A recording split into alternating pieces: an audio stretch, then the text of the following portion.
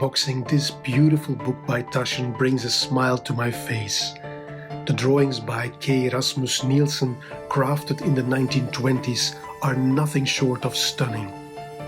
But it's the stories that truly captivate me. Stories that have influenced humanity for centuries. And perhaps, without us even noticing, they have influenced you and me as well.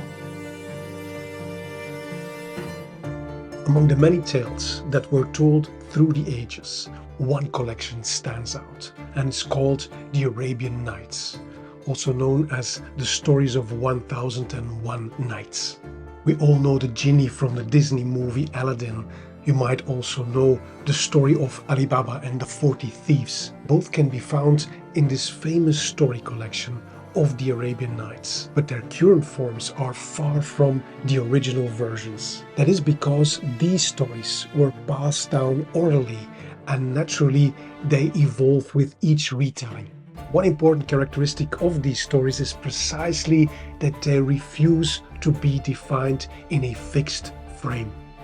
I discovered, and that is very important, that you should not tell the stories of 1001 Nights in their original form if you intend to tell calming and soothing bedtime stories to your kids. But I also discovered, after reading the much earlier versions of these tales, in this beautiful book called The Annotated Arabian Nights, is that behind these many narratives lies the hope that stories can change minds and futures.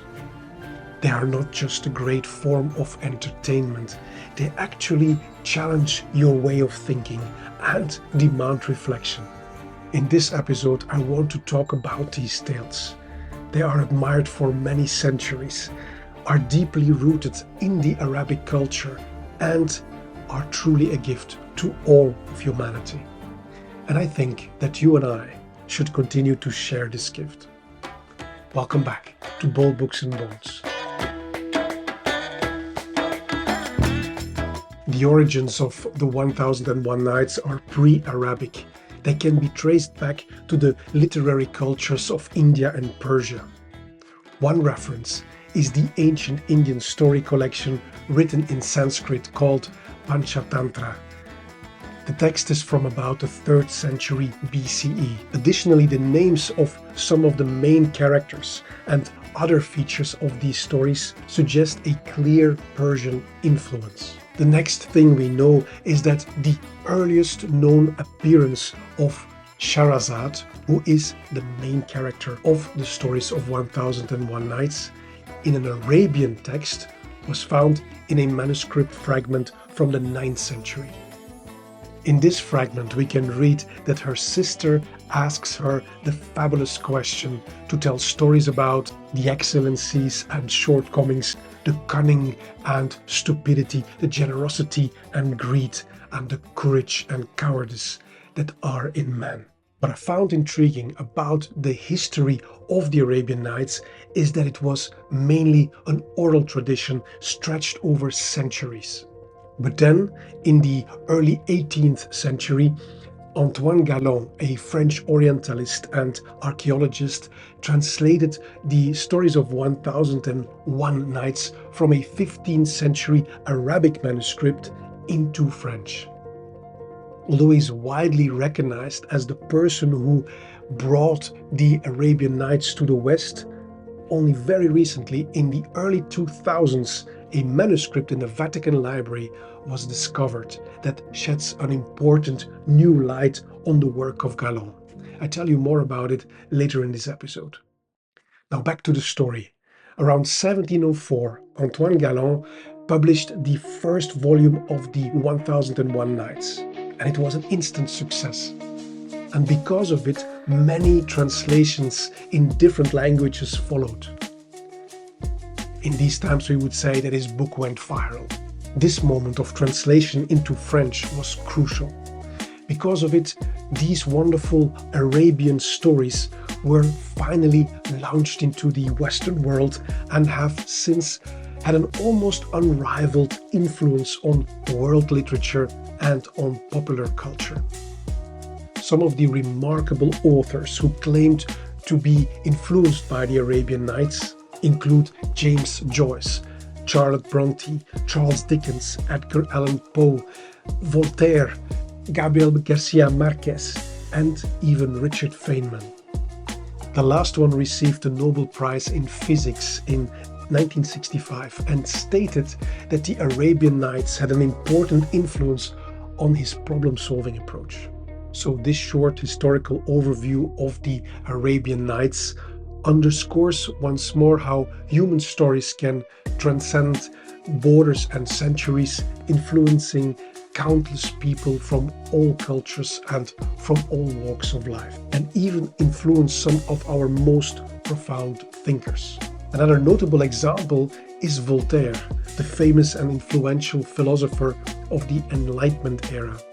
He claimed to have read Galen's Mille et une Nuits 14 times, and one of his influential works, Zadig or Destiny, was indisputably written in the style of the Arabian Nights.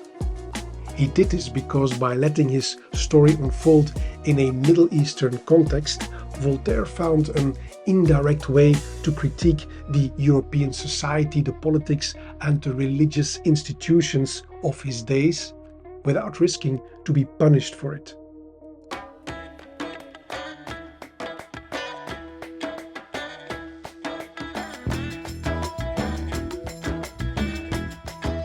Now let's turn to what the story of the 1001 Nights is all about. And I promise, no spoilers. So there is this king that out of anger decides to marry a different woman every night and then kills her the next day. This horrible practice continues for a long time until the daughter of the vizier of the king asks her father to be married to the king. The vizier is of course reluctant and points out that she would be killed like all the other women before her. However, she insists. Now her name is Shahrazad, and she is described as a wise woman. We can learn from the story that she read a lot of books on science and philosophy, knew poetry by heart, and studied history and myth, the wisdom of kings, and she had mastered clear thinking and full feeling. Now, what I did not know is that in the Arabian Nights, she is the first of several intelligent and resourceful heroines who play an essential role. She also is a person with a clear plan, and her sister Dunyazad helps in executing it. Every night, she tells her cruel husband a strange and compelling story, and then she uses the excuse of daybreak to interrupt the story at a cliffhanger. We can read in the book the following repeating theme. But the morning gained on Shahrazad and cut her speaking short. "The strangest story," said her sister. "If I live another night," she replies, "I shall tell you stranger." The king decided he would spare her till the story's end and kill her the next day. When night fell, and while they are in the presence of the king, her sister Dunyazad says, "If you are not asleep, tell us a tale to break the waking night." And Shahrazad agrees, of course, and the strangest stories are continued. That is, of course, the reason why it is called the Stories of 1001 Nights, because every night she tells another story to delay her execution. These tales are brimming with wondrous things and valuable life lessons. As promised, I will not share more. You will have to read this great book till the end to see if the plan of the two sisters works or not.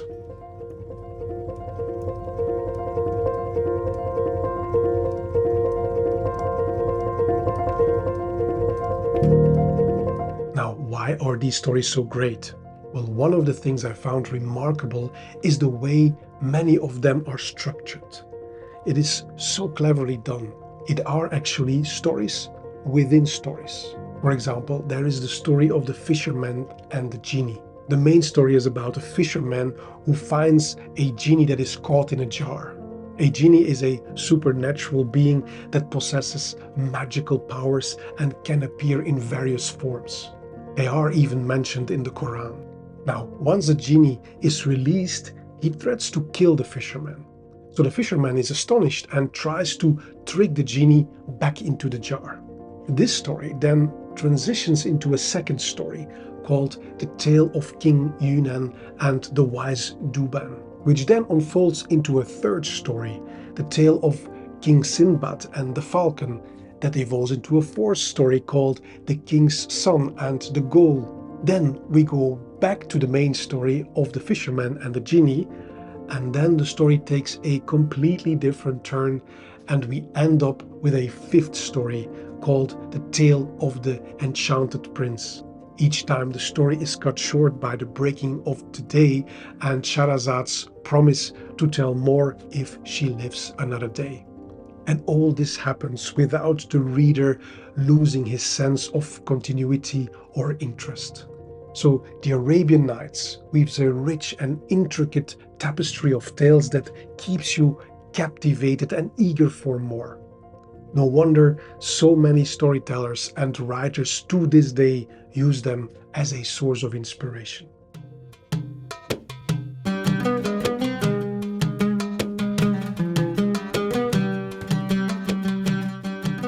Now let's focus for a moment on the beauty and the cruelty in these stories. Most of the stories in this book were completely new to me, and the ones that I supposed to know from Disney movies and storytelling time when my son was little are very different than I could recall.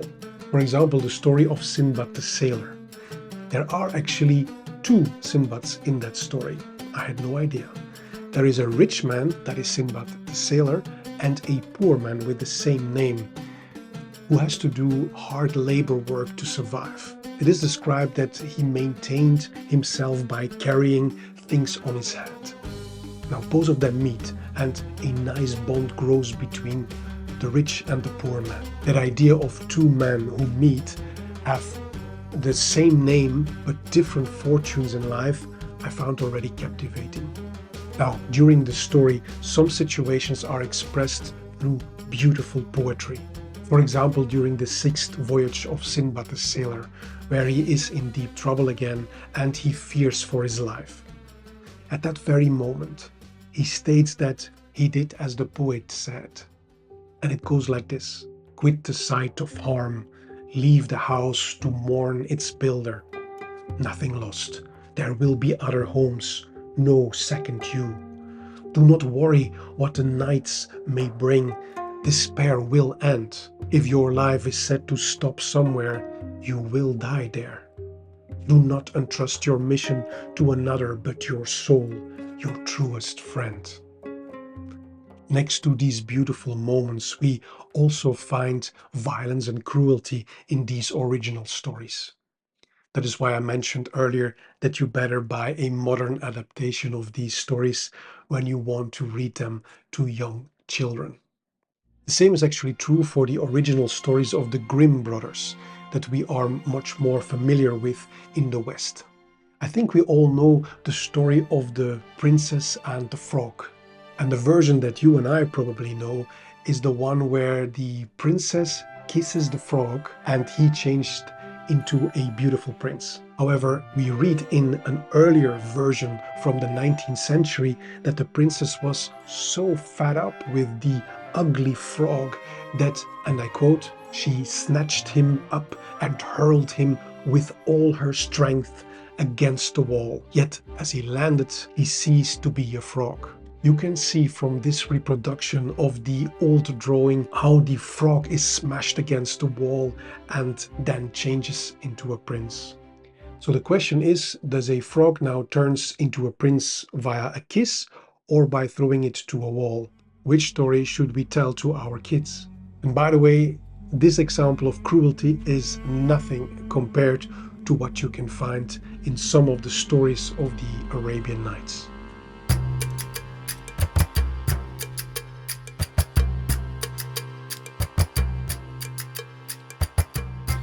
Now, my biggest surprise when reading the annotated Arabian Nights was the mention of a Syrian man from Aleppo called Hanna Diyab. He is a real person, and he met Antoine Galland in 1709 and told him several stories that Galland added to his Arabian Nights. And two of them became world famous. It are Aladdin and the Magic Lamp and Ali Baba and the 40 Thieves. So these stories were not in the original manuscript of the 15th century. That is already intriguing, but there is more. This man wrote a travel journal when he was about 75 years of age. This manuscript lay in the Vatican Library for several centuries without anybody noticing the historical significance of the text. But then it was discovered that this manuscript from the 18th century was written by Hanna Diyab, and it confirms that he met Antoine Galland and told him several stories that Antoine Galland then included in his book.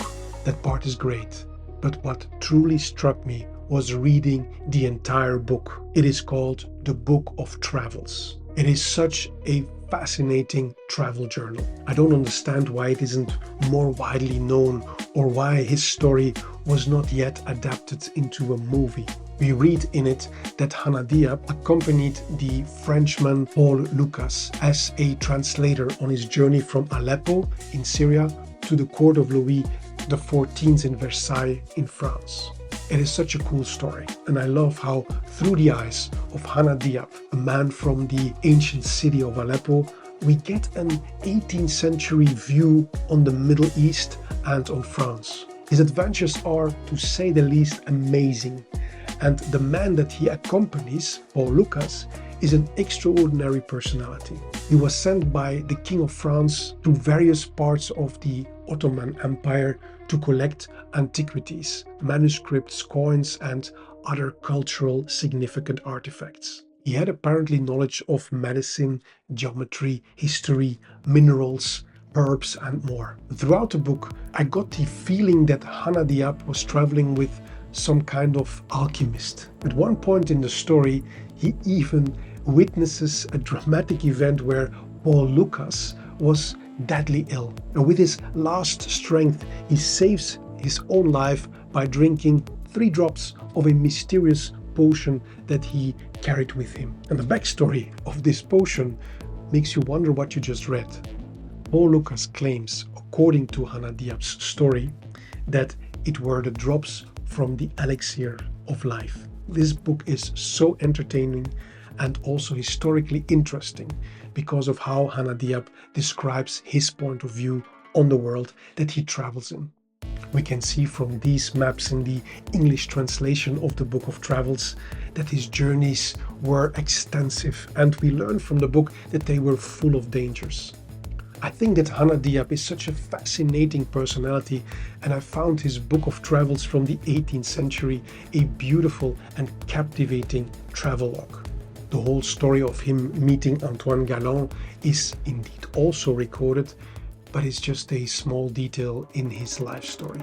I highly recommend this book. Now, these books, the annotated Arabian Nights, Zadig or Destiny by Voltaire, and the Book of Travels by Hanna Diyab, illustrate to me once more that we are one human species. These stories have been shared across cultures and time for centuries. Their themes are universally human, which is why they resonate with so many people across all the artificial borders we might invent to create separations between us. I read most of these books during my recent travels in North Africa, in the Atlas Mountains of Morocco and the Sahara Desert. My wife and I were invited to a wonderful Moroccan-style marriage. And during the celebrations, I had to think several times about the stories of 1001 Nights. It was not only the scenery of the cities and the desert and the guests coming from many different corners of the world that triggered these comparisons, but also the incredibly nice wedding event and particularly the main characters of the story, the bride and the groom. They come from different cultural backgrounds, And just like in many stories of the 1001 Nights, they confirmed their love for each other. And by doing so, they beautifully committed to writing their own story of life together. To me, this is another heartwarming tale of love and commitment that is recreated every time people find the right person in their lives. Just like the stories of 1001 Nights are recreated every time they are retold.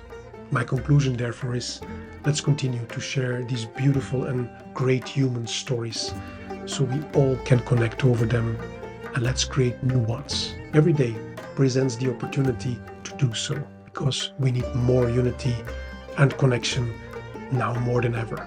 I hope you hit the like and subscribe buttons and share your thoughts in the comments section. See you in the next episode. Meanwhile, stay curious and stay free.